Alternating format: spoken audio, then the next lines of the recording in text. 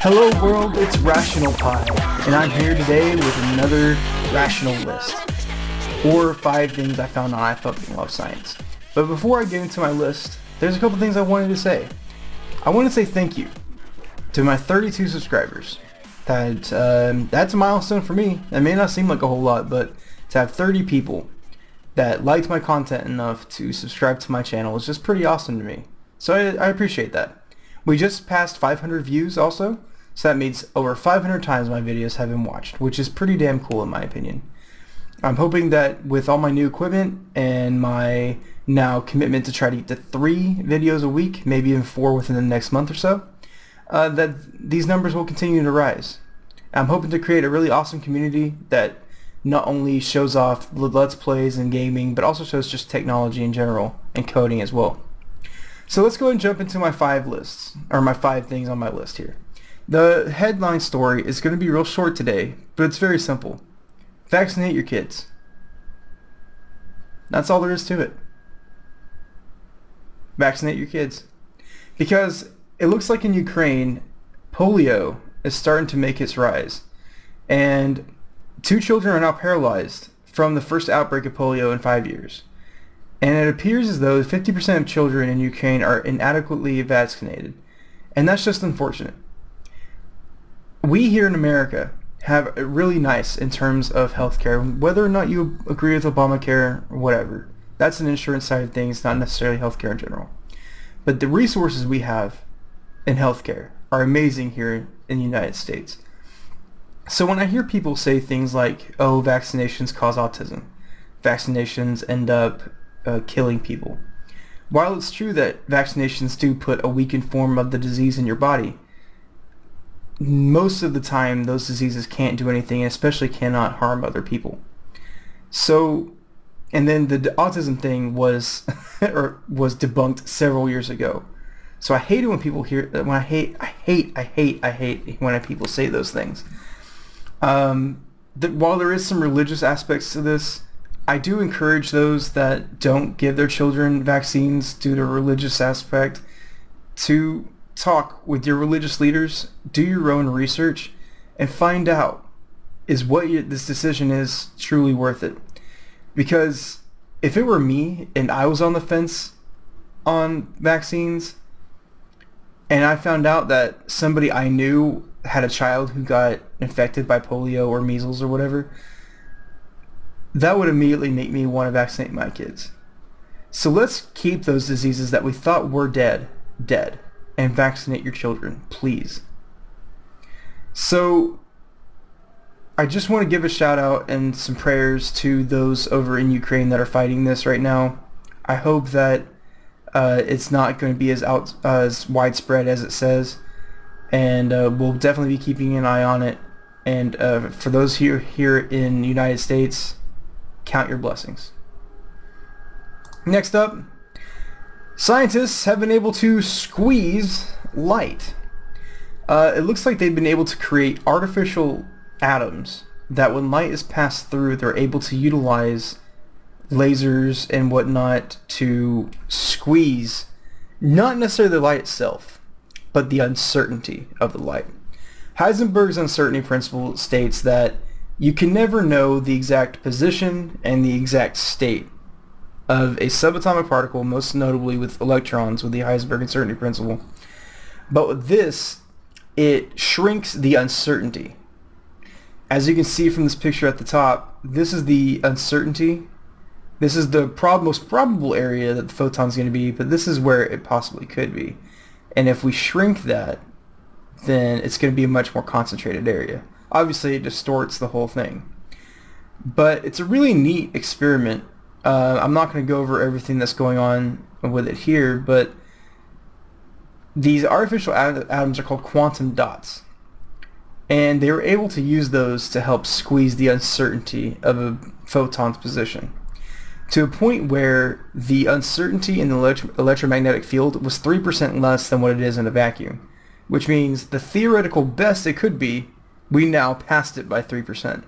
So that's really damn awesome.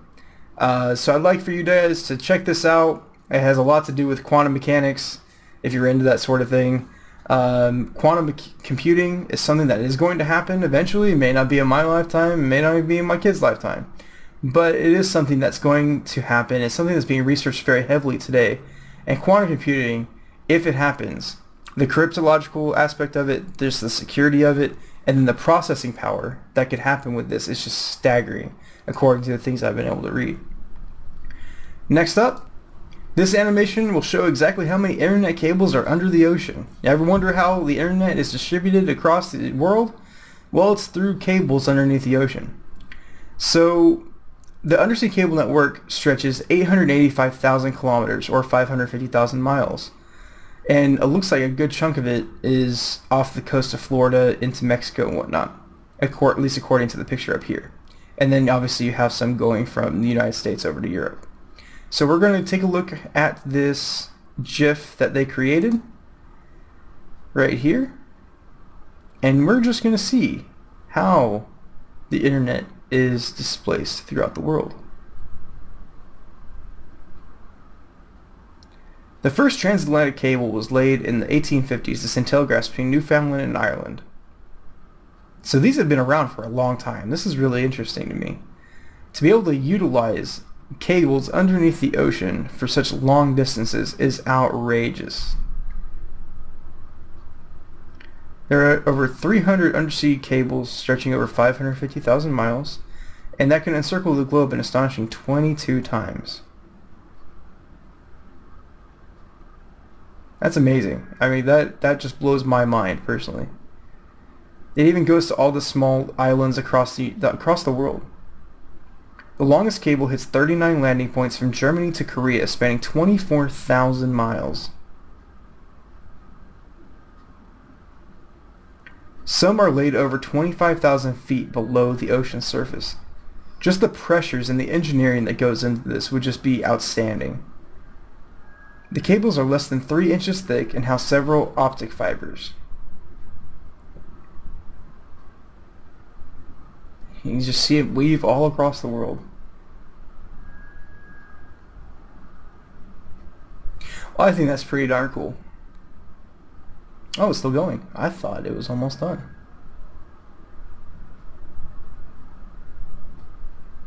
And you can just see how many just expand all over the Pacific. They transmit 99% of all international data through these wires.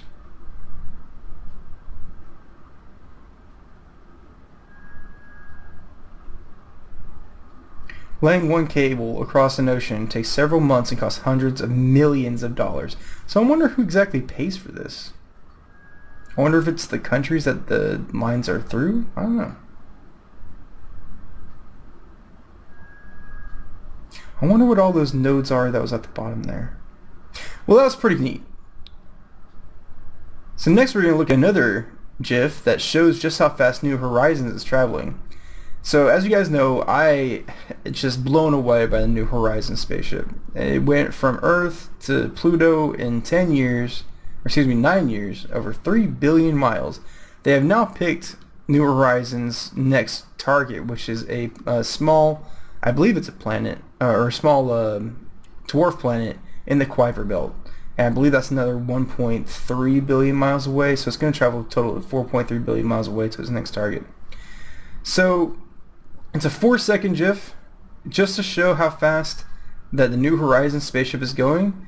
So this is going to be a 747 airplane. It's traveling at 550 miles per hour. An SR-71 Blackbird here in the middle, and that's going to reach Mach 3.5, which is 3.5 times the speed of sound. And then the New Horizons, which is 36,000 miles per hour. And see, that's just crazy. So let's loop it over again. So by the time the Blackbird reaches 1 back and forth, the New Horizons does 1, 2, 3, 4, 5 almost. By the time the Blackbird does 1 sweep of the area.